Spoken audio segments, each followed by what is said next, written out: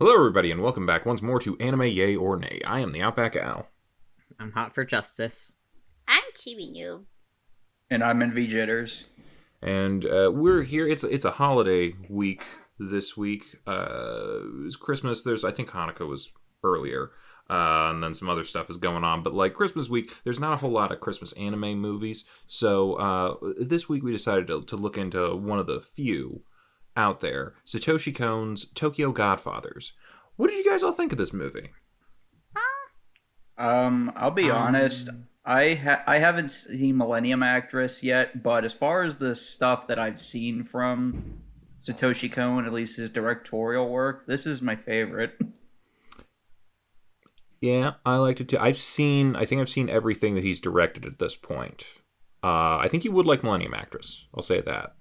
I mean, I've seen Perfect Blue, Paprika, and Paranoia Agent. I think that's the other stuff he directed. And if I'm not mistaken, I'm going to have to double check this real quick. But I think you've seen one other thing. Hang on. I'm looking on his Wikipedia. Go ahead. I've seen this movie before, and I have watched it before in subbed, so I watched it dubbed this time. Okay. But it's still good both ways. I like it. Yeah, I didn't really know what to expect going into this one, and I was like, oh, this is cute. I actually really like this. Yeah. Yeah, it's a cute movie.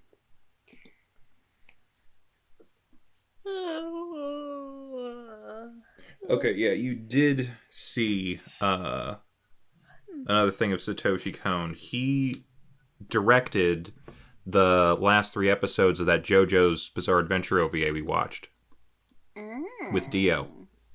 So the best episodes. Yeah, the best episodes. Yeah. 3 of the 6 best episodes. Yeah, so yeah, I've at this point I've pretty much seen everything other than like he did I think write and direct, like actually I don't know if he directed. He wrote a live action thing early on before he got into anime. Yeah, he's been involved in the anime industry a long time before he became a director, but as far as like his feature director work, he sadly only got a few. No, yeah, that is a shame. We'll probably talk about that. We should talk about the movie first probably, but we can get into Satoshi Kon and all of his stuff in a bit, because I don't think he's made a bad work. I don't think he has. But so, Tokyo Godfathers. This is a movie about 3 homeless individuals living in Tokyo, right? Tokyo Tower's in it. Mm-hmm. Yeah. And it's Christmas time, so they're all trying to live on the streets as you do when you're really down on your luck, I guess. And the 3 of them come across a baby in the trash. And they have to figure out what to do with an abandoned baby. And from there, get a little bit of hijinks. We get a little bit of emotional moments. We get a little bit of craziness. We get you get a little bit of everything in this movie. Mm-hmm. I will say this, though. If you don't like in movies of things happening by chance or by coincidence, you'll definitely be irritated by this movie, because there's a lot of... I mean, I didn't mind it. I actually kind of liked it because it was part of its charm, but there's definitely a lot of stuff that happans by chance in this movie. There's a lot of destiny going on in this. I really like that part of the movie, because I'm like, oh, I'm drawing, like... I'm, like, really thinking about it. I'm like, oh, gosh, they're the 3 magi... And Kyoko, the little baby, is the baby, and I'm just like, so good. Yeah. This is interesting. Keep going. Sorry, I words, tongue. I feel like you do see this sometimes. Like we kind of also saw it in Paranoia Agent, like everything being connected in some form or fashion. Or like no matter how almost seemingly random people's stories were in that show and in this movie, they all connect back to each other in some way, shape, or form. I think that was like always a thing that he kind of tried to do with a lot of his movies. I think it's also there in Millennium Actress, and I think even little small bits of it in like Perfect Blue and in Paprika, too. So, yeah. I'm really trying to think. I'm like, I have stuff to talk about. I'm not sure where to start with some of this stuff. We got the basic plot down. I guess the three main characters. That's probably the best place, because this is almost more than anything a character drama and comedy. Yes. So, our three main characters are Jin, Hana, and Miyuki. That was the news. I was about to say Mitsu something, but yeah, Miyuki. They're living on the streets, living together, and they found the baby and all that. But it's kind of going into their backstories a little bit, because each of them is running away from something in some way, shape, or form that they do kind of have to come to terms with throughout the movie. Jin was, well, he's the oldest of them. He's kind of been on, I think he's been on the streets the longest. Yeah. Bit of a drunk. He was a gambler. He did a little bit of this, a little bit of that. Went broke. And his wife and kid left him. And he just was like, you know what, I give up. I'm just going to be homeless and live out the rest of my days, which were probably more days than he was expecting. I'm just going to live out the rest of my days on the streets. Blah, blah, blah. Hana is a... You know, they don't explicitly say it, but I'm pretty sure it's a trans woman, right? I yes. Yeah. think so, yeah. Yeah, so from what I read on the Wikipedia page, Hana is a former drag queen. Yes.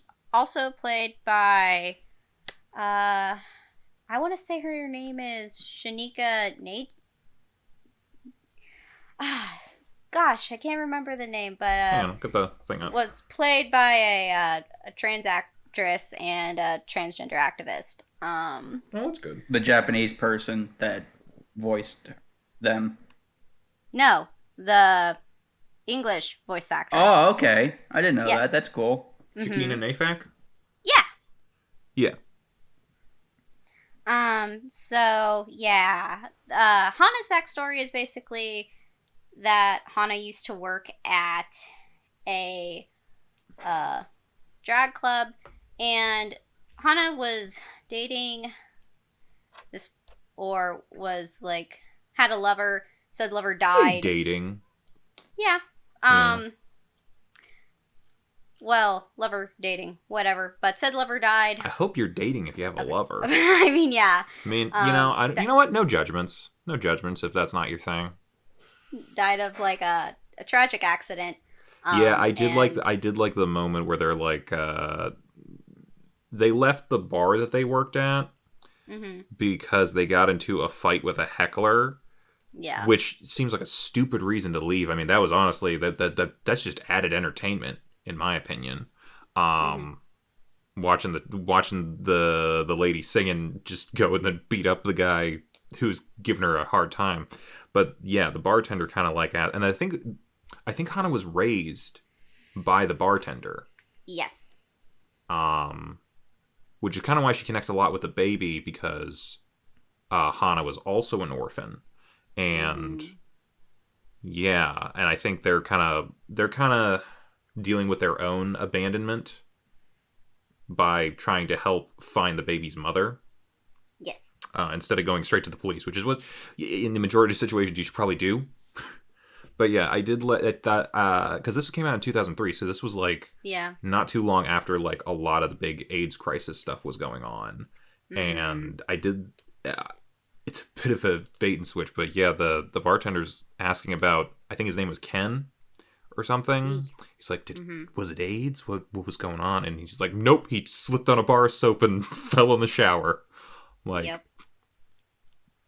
At least they didn't automatically go to my lover died of AIDS. Yeah. Bit silly, which, you know, everyone's a bit of a silly character, but also a serious character in this. Like, everyone... I think that's something that, like, Satoshi Kon always wrote very well. Like, everyone's always very rounded in his films. There's, like, no flat characters I kind of love that. One small note. Everyone runs in this movie really weird. Everyone's like pigeon-toed or like bow-legged or something. I don't know what exactly it is, but everyone's like, their knees stay straight, but their feet fly outwards. Am I the only one who noticed this? I watched this with Yin. They were noticing it too. It's, is it duck feet? Maybe. I don't know. If you watch them run or even walk sometimes, it looks weird. But that's like my only complaint about the animation. The rest of it is really well put together. But yeah, so that's Hana. And Miyuki is a runaway. She's the youngest. And she stabbed her dad.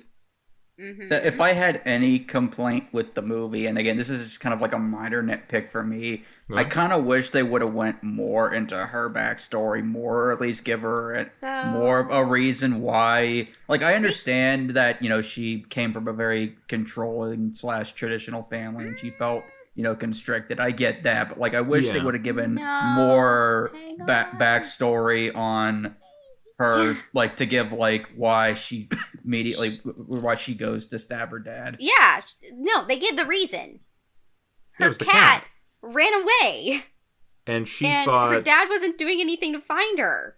Well, I thought that she said that he got rid of her. Like, that was what she thought. Mm-hmm. And that kind of goes along with what you're saying, the whole controlling thing. That, like, that might have been the straw that broke the camel's back. Where it's like, oh, I can't even have a cat. I can't have anything that I want in this world. You know what? I'm going to stab you. I'm going to run away. And Dad, of course, survives, and he's a police officer, and she's terrified to run into him again. Despite that, the parents are looking for her, not in a you're going to jail kind of way, because I think they even, like, there was like a newspaper or something, they put out like a classifieds ad, which, you know, check your age if you know what that is. But yeah, there was a classifieds ad which was basically a letter to her saying Miyuki, Angel, which is the name of the cat, Angel came home. Yeah. It's like, we didn't get rid of your cat. We love you. Please come home, kind of thing. And she does find that, and still can't quite bring herself to call them, though. She almost does, but yeah, we're seeing a little bit of each of their backstories come up. I feel like Jin's kind of takes us on a little bit more highs and lows, or, well, not the highs and lows, like more twists and turns a little bit with Jin, because he kind of lies about his past a little bit more than anybody else does. At first he was like, oh, I had a job, but I also used to race bicycle races, and one day a guy was like, hey, I got an idea, and we're gonna rig it, and we'll gamble and do this. He got caught, he got kicked out, and then, you know, then his wife and his daughter died. They did not. He was a degenerate gambler, and like we said before, but so I don't know if part of it is just the baby, or part of it is just like, you know, this was just the time of the year that this was going to happen. But I think the baby is implied to be kind of magic. Yeah. Yeah, like Hana says, it's like, oh, it's a message from God or a blessing from God or something. And anytime someone is holding the baby or anything where the baby is involved, there's sometimes like what would be fatal accidents going on around them that just happen to miss everybody. Like Hana was about to walk into the street when the baby like cried or coughed or something, and she stopped to like look at it, and then like a truck just goes by, almost about to hit them, which they don't even notice. But like probably the two bigger examples would be like they're all, I think they're in a pharmacy, like or a convenience store kind of thing, just grabbing some stuff, when Jin kind of gets into a fight with I'm assuming it was some drunk guy who came in for something. And they all go outside and like start arguing. So no one's in the store. And then an ambulance flies through the front window of the store. Yeah, would have killed everybody if they were in there. I will say that this movie's is fantastic at the shocked to silence faces that you get on a lot of people in this.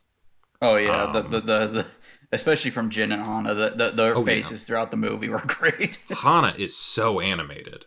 Like, someone put a lot of effort into them. I gotta give them my compliments. I loved all of Hana's expressions. They were amazing. Mm-hmm. They are like, and I think part of that might come from just their background. They are a stage performer, and like they have that personality where like I'm larger than life, and they are. But yeah, like a string of weird coincidences just starts happening. Like, they randomly find a guy who's trapped under a car, and they help him get out from under it. And he's like, "Hey, thank you. Anything I can do to help." And they're like, "Hey, do you know this thing? Because we found this." God, I feel like I got to start over. So they found the baby, and with it came a key to a bus station locker. Inside the bus station locker was a bunch of bags. So whoever dropped off the baby in the trash, was trying to skip town for whatever reason. And they found pictures of the possible mother and father, and like business cards from like a strip club or something, and some other things. So they're trying to track that down. They they find out the guy that they helped out from under the car is going to this area where they think that club was. And he's like, "Oh, I know that club. I know the people who own that club. I'm actually going to see them right now. Come with me." So that's how they get invited to a mafia wedding, which is exactly what it was. That guy was the part of the Yakuza and a whole bunch of other stuff. Like, as soon as I saw he was missing the tips of 2 fingers, I'm like, oh, he's part of the Yakuza. Yep. And yeah, they essentially walk in on the first scene of The Godfather. And it's a ride for Jin, because he's kind of having a bit of like a weird dad moment, because he's like, "Oh, this is the age my daughter would be if she was still in my life, and maybe she'd be doing this as well." And turns out it's the I don't know what the head of the Yakuza is called. I know, but we'll call him the Don. The Don's daughter is getting married. And he's getting married to some jackass or someone he didn't like. But turns out that guy is the guy who Jin owed a shit ton of debt to, and like lost all his money to. Yeah. What? The chairman. Yeah. Yep. And sorry, it took me a second. My brain's going slow. No, you're right. Yeah. Coincidence of all coincidences, as Jin loses his shit and is about to hit him with a bottle of wine, champagne, whatever, one of the waiters tries to shoot the Yakuza Don, and the groom pushes himself in front of the Don, taking 3 shots to the chest. And then, as the gunman is running out, they grab Miyuki and the baby as a hostage, speaking Spanish the whole time, and no one understands what they're saying because we also don't get subtitles on this one. No. Yeah. Which I was able to understand a few words from my years of Spanish. I got a little bit too. Yeah. Same. I got nothing. I never took Spanish. Yeah, I took 6 years and I barely knew anything. I've been doing a little Duolingo. The owl's angry at me, but it's just an owl. I'll be fine.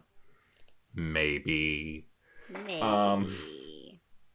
But yeah, so the hitman takes Miyuki and Kyoko, the baby, back to his place on the rough side of town, and because I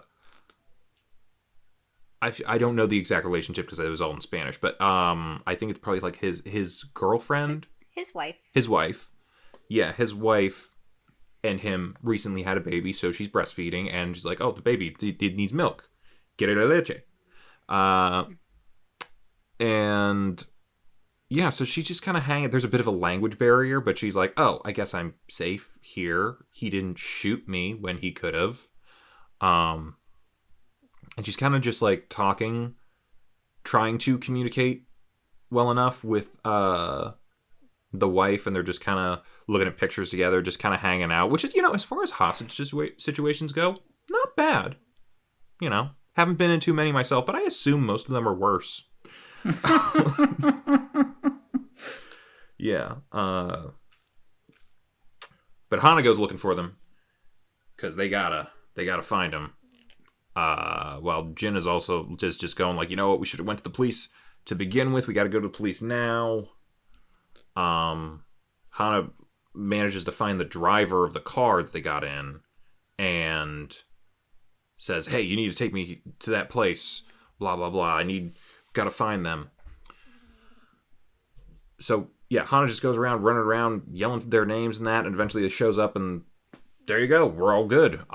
They find each other, and they go back. Meanwhile, Jin's over in a park somewhere. He found an old guy, just like another old homeless person, just on the street. And he's like, hey, can you help me get back? So he takes him back to his tent hut kind of thing. And they share some wine, and they're like, I always wanted to die drunk in a nice house. I'm halfway there. Things are good. And they have a bit of a fake out. They think he's dead, but he's not.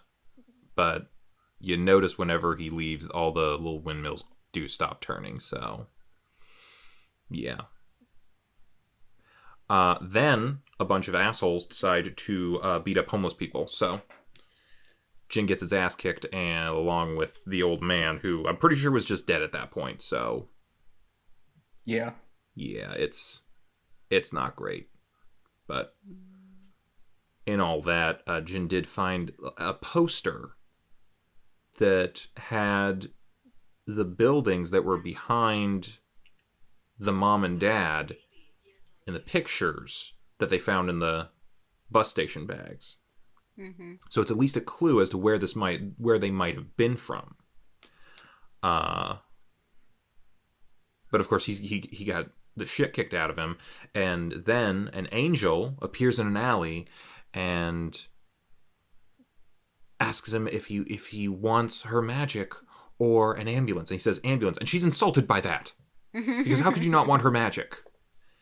Anyway, that's how he gets to the drag club, and at that point, Hana's got nowhere else to go. They end up back at the drag club with Mom, and that's where they all meet back up. We hear Hana's backstory about her dead lover, and Mom is like, you could always come back here. You don't have to live homeless.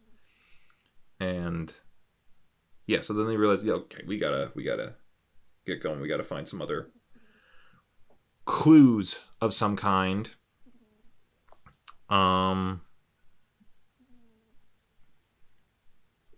Shoot, what happened next? They end up at the hospital pretty soon after that, don't they? Yeah, you find out that Hana's kind of sick by some kind of illness. They never really go into too much detail about it, but they're coughing up blood, and eventually they pass out. And yeah, I'm assuming pneumonia of some kind. Probably just related to them being homeless. I don't want to assume an AIDS thing right now, especially since they said that the lover didn't die of it. But yeah. Then we get the most shocking reveal of all after they get to the hospital. When they get the bill, I think. Let me just double check my math here.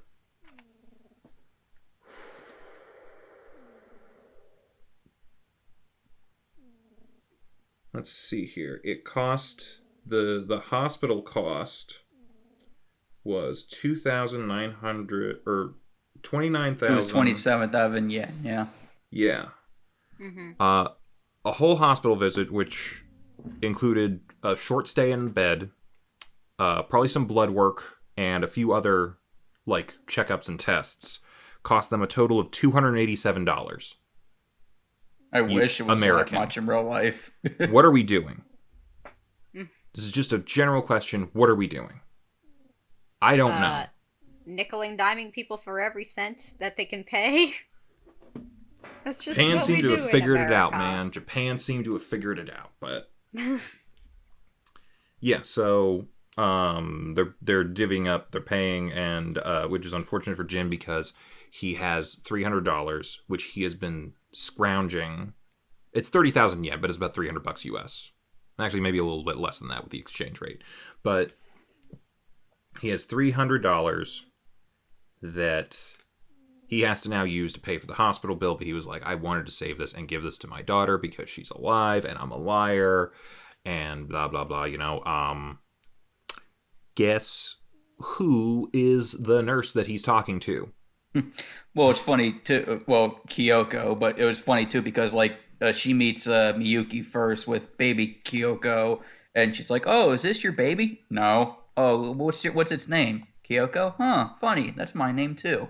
Yeah, he had a bit of a reaction whenever Hana named them Kyoko because that was his daughter's name, and voila, she's a nurse. Mm-hmm. And this is not the reunion any of them were expecting, I don't think, but things seem okay, seem amiable. They kind of talk, figure out what's going on in each other's lives. It's your dad abandoned you, but he's here, and you're talking, which I guess she takes it pretty well for the most part. Me. I think she actually says, I've met a guy. I'm probably going to be getting married soon. It was the same doctor that was treating Hana. Yep. Oh, damn, I did not catch that detail. Yeah, they said, I'm marrying the doctor. And he freaked out because said doctor is much older than she is. Oh. Yeah, she's only 21 and... Yeah, said doctor's about his age. Oh, well, okay. I mean, she might have some daddy issues. I mean, it's her dad kind of abandoned her. I kind of get that. But yeah, so things seem okay, and until Hana, probably their most animated performance of all, really goes off saying how much of a dick Jin has been. Yep. And then walks right on out with Miyuki following right after. And their explanation for it was that she was saying to Miyuki that they have to be open about everything, especially about what had happened and all their feelings about it and that sort of stuff, so that they can have a relationship. So basically, and they kind of go into a story about this red devil and this blue devil who pull a trick to make one seem like a hero, and the other one had to leave. So Hana's basically saying, if I make myself the bad guy in this situation, they can come together and maybe start over or something. And I don't know that Miyuki is entirely buying it. Although, let's be fair, I'm pretty sure what Hana said was what they were thinking internally for a long time. They just wanted to get that out of their system. Maybe a little bit. I won't say that was not there. But yeah, it's at that point that I think they're going you know what? We should... Oh, you know what I missed? That part where we said about the ambulance. Yeah. That's how they eventually ended up. Because, after that was the thing with the Hana collapsing. But yeah, so Hana says, we got to turn this kid into the police. They've actually been, with it for, almost a week now. By the look of things. Because they found the baby on Christmas, and now it's almost New Year's. Yep. Or it is New Year's. It's New Year's night. New Year's Eve. I'm like, there's a word for that, and I didn't use it correctly. We're getting to the epiphany.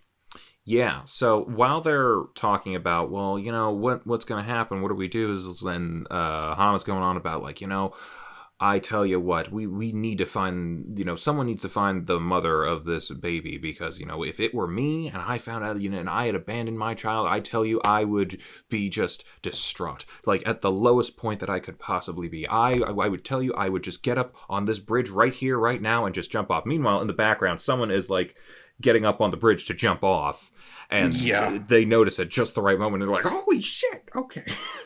And run over. And who is it? Holy fuck, it's the it's the baby's mom. And Hana goes off. Hana is going off on everybody today. Yeah.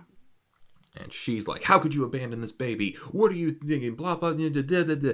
And the mom is like, I didn't abandon the baby. It was my husband. He's a bastard and blah, blah, blah.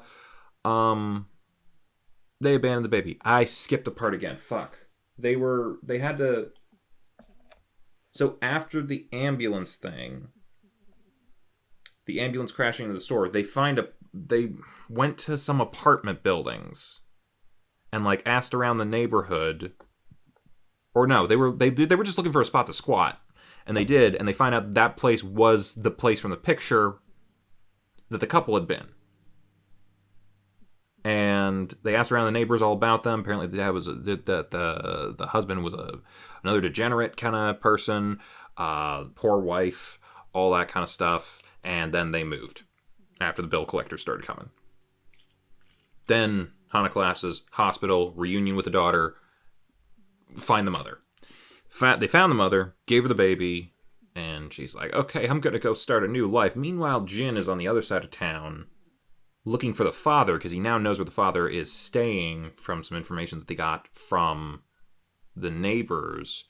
And he goes and finds this guy, and he's living in a shithole, which, look, there's just trash bags everywhere. I'm like, you can take out your trash. It's not that hard. They pick it up right from the curb. But... yeah, he's just, living it bad, and the dude's like, how could you abandon your wife and child and all this other sort of, you're going down a bad path and all that sort of stuff. And he's like, dude, we didn't abandon a child. She stole that baby from the hospital. And she had a stillborn, and she went insane, and so she saw the baby that smiled at her in the baby ward and just took it. Yep. Apparently there's an APB for this baby. Because, it's a baby that's been missing from the hospital for a week. It's like, holy shit. I can only imagine what the parents would have felt like if it was like real life. Oh. Insane. Losing your mind. But so... yeah.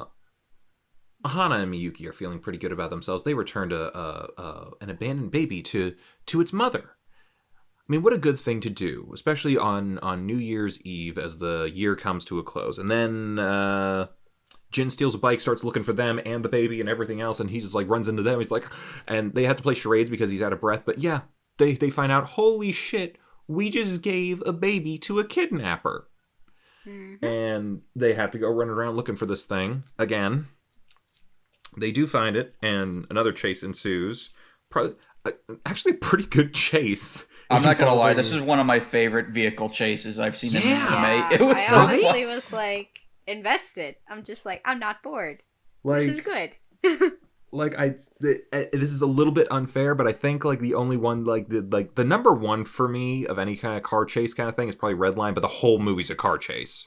This is up there. Yeah. This is really up there. I think like I've seen this in other Satoshi Kon things. I've seen this in Millennium Actress. I've seen this in Paprika. I've seen stuff like this. He does really good at creating emotional stakes and then really good chase climaxes. And let's not forget too, like throughout the whole movie, Hana kind of begrudgingly friends the taxi driver, and he keeps getting caught up in their shenanigans, and he's part of the chase at the end, and, out of nowhere because they're chasing the woman on foot, and then some guy's making a delivery somewhere. She jumps in his like semi truck and drives off. Jin is on the bike, keeping pace with the damn thing. I'm like, maybe your racing days might not have been such a lie. I don't know. He's keeping pace with the thing. Hana and Miyuki are still on like the street running around, and they run into a taxi. Who is it? The taxi driver. They get in, and he's like, "You can follow that truck. That's a baby," and all that sort of stuff. And he's like, "Oh, fuck it. I guess I'm involved in this." Like at a certain point, I think everyone in this movie is just going like, "Well, this might as well happen. I guess I'm involved now." Yeah. And they're chasing with a car, they're chasing with a bike, they're driving like maniacs. They fly into a building, And somehow people really survive crashes well in this movie. Yeah, that baby came out of that whole chase scene without a scratch on The her. baby flew out a window of a moving car, got caught by an old man who then rolled 20 feet at least, and then slammed into it was like a handrail or something for a set of stairs. I'm like, your back should be broken in several places. Yeah, obviously this movie wasn't going for realism, but oh, you don't want it to though at that point. Yeah, so she's running up to the roof. Everybody's chasing after her. Miyuki especially is like the only one who can keep up at this point after, they also crashed the taxi into the place. Did the taxi crash? I think they just drove through and had to. No, they crashed too because the taxi driver had a funny reaction where they start a chase up the whole building the stairs and Hana and Jin are looking and the taxi driver just points. He just gives up. There's a certain point where you've had so many crazy things happen to you that you're just kind of like, well, sure, all right, this is my part. I'm fired. I'm going to jail. I don't care at this point. I think he could get off with maybe a couple fines. The taxi driver didn't really do anything wrong. He was helping people stop a crazy woman from taking a baby. Yeah. So at the most he gets a couple property damage fines, I think, and maybe he has to pay for the fix of the taxi if the insurance doesn't cover it. Or they might forgive him.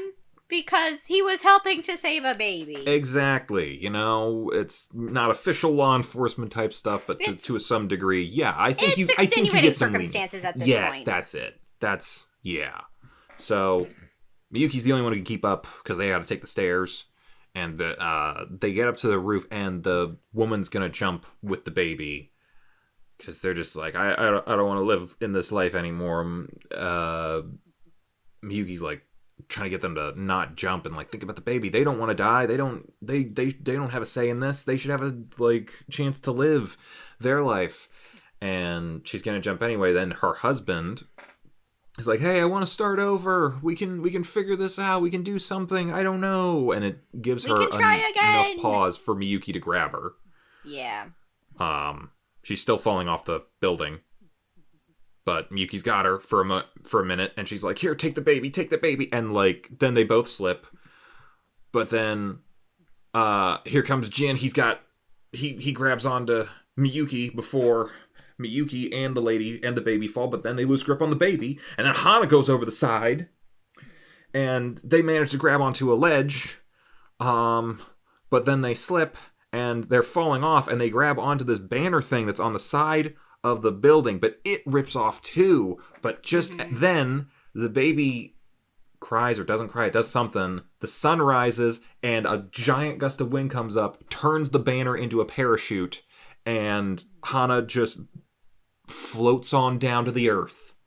I think with the miracle baby. Hana casts Featherfall. Exactly. That's all I was thinking. Well, I thought the baby cast Featherfall. Yeah. They're a cleric or something. Yeah. The way I interpreted it was, the entire movie, Hana kept saying that Kyoko was, an act of God, an act of the Lord, and you could honestly say, Kyoko was, a good luck charm, and then at the very end, the good luck charm saved them from falling. This is, the third one, where Hana's holding the baby and defies death. The first two you could call lucky. Last one was an act of God. Yeah, no, Anyway, they all end up in the hospital. Yeah. And they're just like, whew, that was our last week of the year. If this was the end of 2003, what is 2004 going to bring us? The vibes are too real. Yeah, well... Yeah, so the family, they're talking to a police officer, and they're like, okay, so yeah, we need to talk to these people who saved our baby. And he's like, they're a bunch of homeless people. We don't care. They need to be the godfather of this child. They've done so much for it already. And the police officer walks in, and who do you think it is? Miyuki dad. It's Miyuki's dad, and then there's their reunion, and then we don't get to see the reunion because we're just like, well, we know how this is already going. Mm-hmm. Life is weird and crazy and complicated and wonderful in so many ways, and then, it just goes into credits. Yeah. Solid fucking movie. It was also probably, I hate to use this word because it kind of seems negative, but like this is probably the most normal thing Satoshi Kon's ever made. Like it wasn't, like methodical or like made you think like the other stuff he's worked on. It was kind of, a straightforward movie, but it still had a lot of his style and trademarks in it. Yeah, you know what? I'd agree with that to some degree. There are still fantastical elements. That last bit with the banner thing, no way in real life. But honestly, some people surviving some of the stuff that they do in the way that they do, there is some level of higher level intervention going on. But yeah, it is kind of it's. Well, see, now I'm thinking about it, I don't know that I entirely agree. Like, I feel like all of his movies deal to some degree with people working through mental and emotional issues that they have, and I don't think that's any different here. I think all. No, I agree, but like with Perfect Blue, obviously you had that ending that was kind of a mind fuck, and then Paprika that was like a bit of a mind fuck, and then Paranoia Agent. The last 2 episodes, I don't even know what happened there, but like everything came full circle. There was another white-haired guy making weird equations in the parking lot. Yeah, like. I don't know. His stuff always deals with that kind of thing. Though I think, you're right in that maybe the circumstances of these people's personal problems weren't nearly as frightening or violent as some of his other films. So, but God, I forgot what I was going to say. Anyone else got something? Might try to think for a minute.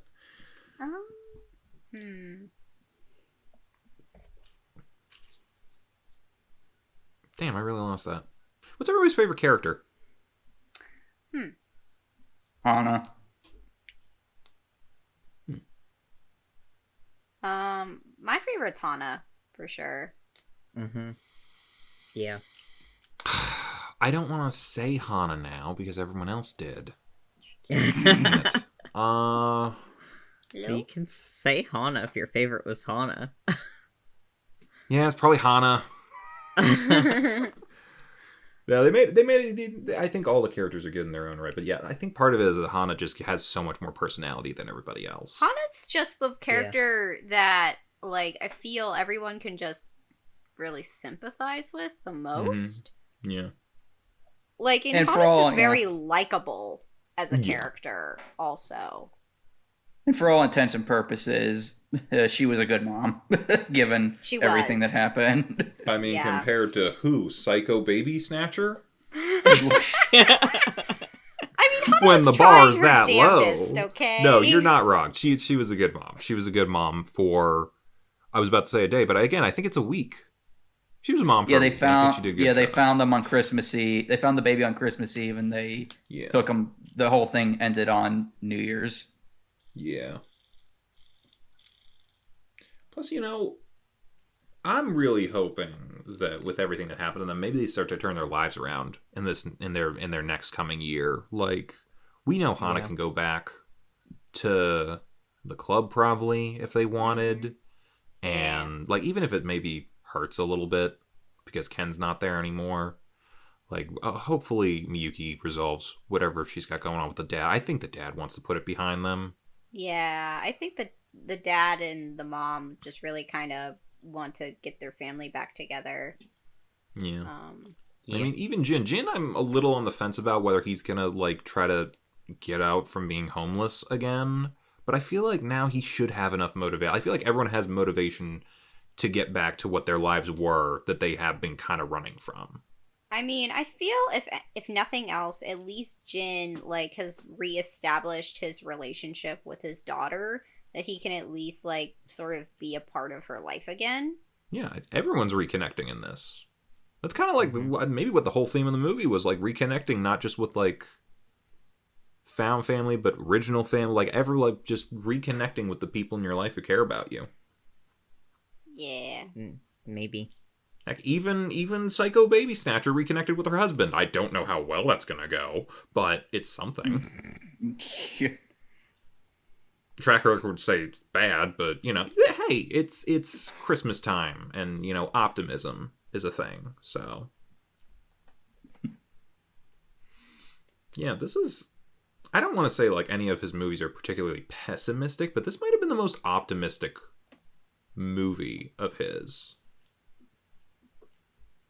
Yeah. Just kind of like it had a good it just had a good spirit, like a goodwill spirit in it. Which is a Christmas movie, so of course it would. Yeah, this could be like an anime movie I can show like the general public or, something like that say, watch this movie. It's a good movie. Yeah. Yeah, I put that up there. This is definitely like not even just anime. This is just a good ass movie, but also like just a good like Christmas movie to have. Yeah. Did you miss anything? I feel like we might have missed some stuff, but I'm not sure. Like if here's the thing, he's one of those directors where I feel like he puts a lot of work into every element of the movie, where it's like you'll probably notice things upon rewatch that you didn't see in the first time around, whether that's small background details or little hints at what a possible twist might be or something like that, or a number of things. So we've spoiled the whole movie. I feel like it's been a while since we mentioned spoilers on the show, like giving people spoiler warnings, but like because I think people know by now that we're gonna like kind of spoil whatever we watch. But because if you haven't watched this, watch it. And if you have, give it a rewatch, because it's worth a rewatch. I mean, the thing is in order to really talk about various elements of whatever we're watching, we're going to have to delve into spoilers, because... Especially short things like movies. Yeah. Yeah. Kitty. Yes. Oh, hello, tiny friend. Did he like the movie? Did you watch with Houdini? I did watch with Houdini. There's a couple of cats in there. I know. Apparently Jin wanted to eat a cat, and all the other cats were like, no! No. That was a funny scene. Like they go into a like an abandoned place. There's like 30 cats. It's like, I wonder what cat tastes like. And Yuki's like, you touch them, you're dead. Honestly, that would be me. I was thinking of you, Chibi, during that scene. I'm not gonna lie. I mean, that's kind of like a good thing to mention is like there's a lot of comedy here. Like, it's not all like a ton of stuff where it's like, oh, I'm laughing the whole time, because that's not the point. But it's kind of like even, and maybe it's kind of like also a bit of a message along with some of this stuff, because like even his most like darkest stuff, like even in Perfect Blue, I'm pretty sure there was probably some funny stuff in there occasionally that breaks it up a little bit. Maybe not as much as that one, but I know like some of his other stuff, Millennium Actress, Paprika, even when they're like get dark and all that sort of stuff, there's still moments of levity, and like especially I think in this movie, because of the character situations, they're in really not a great place in their lives, and yet there are still moments of lightness and happiness, even if it's more for us as the audience. But I don't know. That's just a thought. I'm trying to think. We didn't watch Paprika for this, did we? No. For this, no. We watched Perfect Blue. We watched it for Anime Club back in college. Right. But we did not They were watch showing it a for special this. screening in a small theater near us, and some of us went to go see it. Yeah. Paprika? Well, Yeah. me, Gav, and Salt went to go see it. Right. Was that over Row House? Yes. Okay. Because I know we... I mean, What else? I only really remember watching it in Anime Club because we did a little screening of it just like the one night. Yeah, I didn't go to I that feel like night. I remember seeing it at Anime Club. Yeah. But I don't think it wasn't one of the ones that got set up for the theater, did I? No, we just watched it in the club room, I believe. Okay. It was just like a regular meeting. We were watching, I think it was our beginning of the year movie. I want to say that's what it was. That's a hell of a kickoff, but I'm trying to think because well, we watched Akira the one year. Well, for the kickoff. Yes. Well, yeah. Depending on who was president at the time, that could have been a good indication of what the year was going to be like. I'm trying to remember if it was me or if it was the president prior. I don't remember. It's been years. It has been years. God, I feel old. I can't remember anything. We're all getting old. I ain't old. Oh, yeah. I'm trying to think about doing a natural burial myself. Viking funeral for me, if I'm being honest. How the hell did we go from talking about this? You know what? To how we're gonna I'm gonna die? throw it out there. It's a Satoshi Kon thing.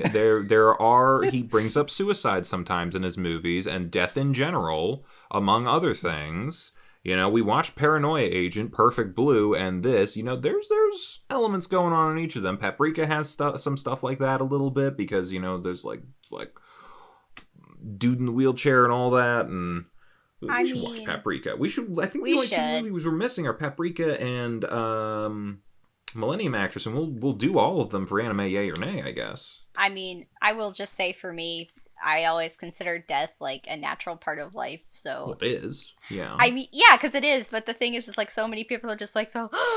when you talk about it, I'm just like, who cares? You're all gonna end up there at some point. Yeah. I don't know. I guess that just makes me very morbid, but... It is a little morbid, but like at the same time, I'm like, you know, I have certain things that I would like to happen after I kick the bucket. Ultimately, though, I know it's not going to matter because whoever's left behind is going to pick what happens to my body. But if I had to choose and I had it happen, I want a Viking funeral. Like, I think for the most part, I know it's going to have to be in international waters because I don't think I'm allowed to do that anywhere in the States for fire safety reasons, among other things. But yeah, I want... If they had to pre-cremate me, fine. I just want whatever's left of me on a boat, pushing out into some body of water, and someone shoots a flaming arrow and sets it alight. And I sink. Yeah. No, me, I'm just like, just cover me with a shroud and put me in the ground. We good. Let my body feed the earth. But, anyway.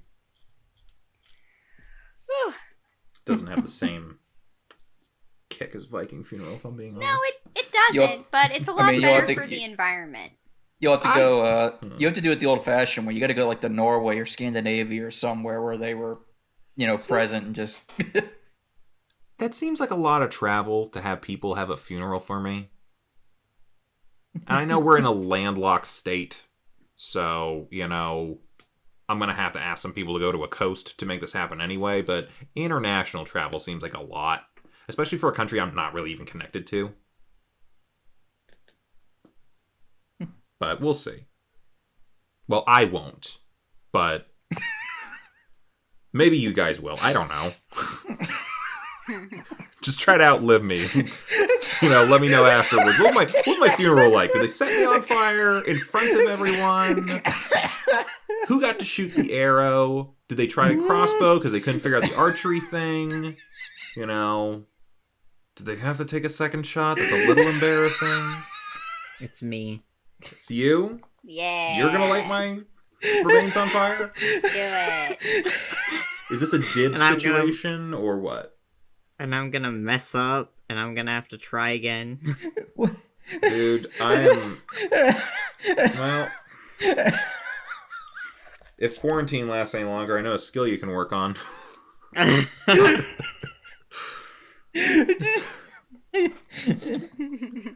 No, but yeah. I'm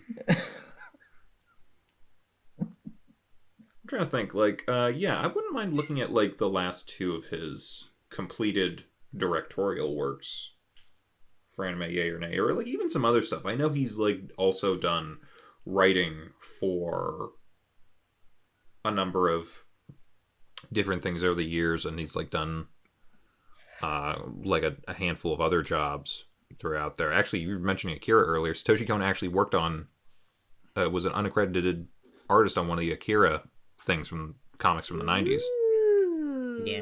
nice. So. Yeah, he was like, if you look up his IMDb or his My Anime list, you'll see like he was involved in production for a lot of stuff. Yeah, didn't have a very long career, but had a pretty good one. Had a pretty solid filmography, bibliography. Yeah. Kind of a shame. Like, I know that he died. He was working. They were like halfway through doing the keyframes for his next feature. Dream Machine. I forget. I think it's like about robots, and it's like a retelling of some old story. I forget which one with robots. But yeah, I think they like announced a few years ago. They're like they're still gonna try to get the project done because they have the script and everything else. But like they were like for a while trying to be like, okay, we're gonna find a director who can match Cone and, you know, do it how he would have done it. And then like years later they weren't able to find anyone, and they were like, you know what, it would have been an imitation. Satoshi Kon was Satoshi Kon. No one else is going to be him. Whoever ends up making this, they're going to have to make it their movie, because ultimately we have to accept we'll never see the Satoshi Kon Dream Machine. Did they ever say what anime studios did his movies? Like, was it his own studio, or was it like studio? I don't think he ever got big enough to start his own studio. I know that. Well, this was done by Madhouse. Yeah, Madhouse is supposed to do Dreaming Machine as well. Yeah. I think they did Paranoid Agent too. I could be wrong. Yeah. Yeah, it looked like he worked with Madhouse quite a bit. Yeah,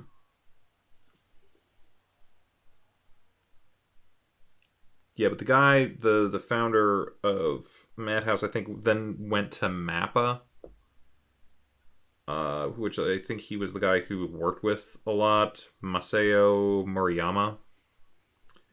So, you know, Dreaming Machine might be a Mappa production at some point. I don't know for sure. They're also thinking about making a documentary about him, which I'd be down to see because he seemed like an interesting guy. Yeah, certainly had some cool works that he did, and he definitely had a style all his own. Oh yeah, yeah. So much so, some people had to copy it.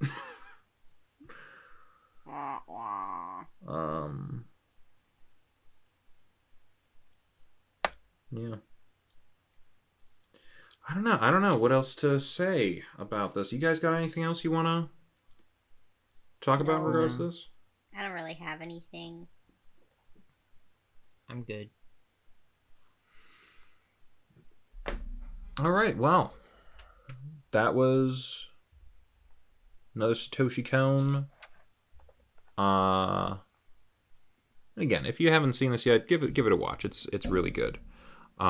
Tokyo Godfathers, and you know, we should talk about the last thing we're going to watch for the year, because next Sunday is the last Sunday for the year. So we did say last week that we were going to go back to Going Green, which we are. So it's got to be something with Dan Green in it. I'm thinking a movie, because might as well end on a movie. You know, shouldn't really start a series right at the end. Speaking of like series, I don't know if I told you guys, I'm still watching Yu-Gi-Oh. Did you watch Yu-Gi-Oh! Zero? No. I'm still watching what's on Netflix. I'm just like, I'm going back to childhood right now, a little bit. Because during this time, that's all we need. Yeah. A little bit. a friend of ours says that you should really, well, I guess all of us should really watch Yu-Gi-Oh! Zero. Who's the friend? Do I know the friend? Or do you have to tell me do. off the thing? I'll tell you off the thing, Okay. but you do know the friend. Okay. Yeah. Well, yeah, maybe we'll check it out. Maybe we won't. I don't know. I'm going through season 1. I've already seen Mr. Clown among other things, and I'm having a good time. I don't know if it's like a. There's a. Actually, I'm gonna recommend 2 videos real quick before we like. There was. To what I'm talking about right now, there is a video by Gigguk who. It was like the life cycle of an anime fan. Yes. And I feel like I skipped a bunch of steps in my particular cycle, but I'm definitely at the point where I'm just like, I enjoy things because I enjoy things, whether they're shit or not. I don't know whether Yu-Gi-Oh! Is shit or not, but I know it's enjoyable to me right now. I mean, I definitely wouldn't call it a bad anime. Believe me, I've seen bad anime. It's not. It's well made. It's a little silly and stupid, and I'm getting way more funny lines. Like, we really did not see the best funny lines. Also, Tristan's voice changes. His voice changed at 11. Very jarring when you're not watching week to week. Yeah. But yeah. The other one I wanted to recommend. It was from a channel. I think it's a dead channel now. Every Frame a Painting, which did film analysis. He did a whole video discussing the animation and editing style of Satoshi Kon. Mm-hmm. And I'm going to leave a link in the description for that one, because that was a really good one, and I kind of wish that guy did more videos. But yeah, check that out if you're into the filmmaking elements of it. But yeah, been watching Yu-Gi-Oh! Love me some Dan Green. We all love Dan Green here. You better love Dan Green here. Because, yeah, we're going to end on a Dan Green movie. We're thinking one better than Little Panda Fighter. Though that's, a low bar to set. That's not a... yeah. It's not a too hard thing to match. So, he's had a number of voice roles over the years in various series, mostly in the 4Kids realm. One series in particular, which is probably one of the biggest anime series that's ever been made, is Pokemon. No, we are not watching the first 3 episodes of Pokemon, because I don't think he shows up in that, and he does not get the wonderful picks that he does for a lot of other series that in Pokemon. No, we're gonna watch probably the first Pokemon movie that had him as a main featured voice in the dub. No, not Pokemon Mewtwo Strikes Back, because that was done by someone else in the original version.